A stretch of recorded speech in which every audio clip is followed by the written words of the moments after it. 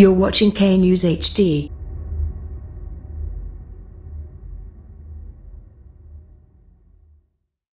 السلام علیکم، آپ دیکھ رہے ہیں کے نیوز چینل۔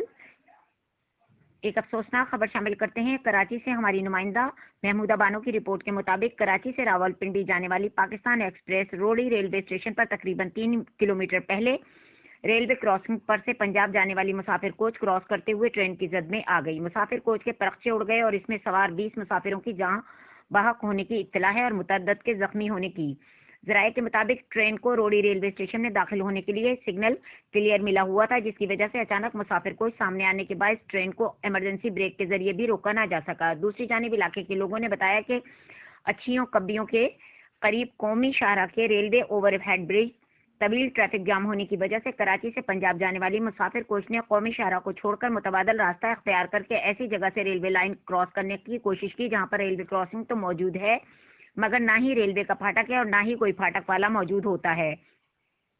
اس صورتحال کے بارے میں اس سے پہلے کئی رپورٹس میں اس خطرناک پھاٹک کی نشاندہی کی جا چکی ہے، لیکن ریلوے پھاٹک سکر ڈویژن انتظامیہ نے اس پر کبھی توجہ دینا مناسب نہیں سمجھا۔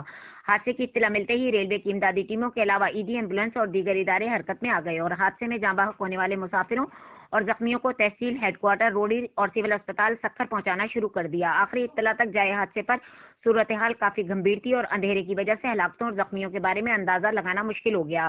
وزیر ٹرانسپورٹ سندھ اویس قادر شاہ سکھر جائے حادثے پر پہنچے، اسپتالوں میں ایمرجنسی نافذ کر دی گئی، تمام زخمیوں کو اسپتال منتقل کر دیا گیا، میتوں کو آبائی علاقے تک پہنچانے کی ٹیم کی تشکیل دی گئی، زخمیوں کے لواحقین کی سہولت میں فہرستیں آویزاں کر دی گئی ہیں۔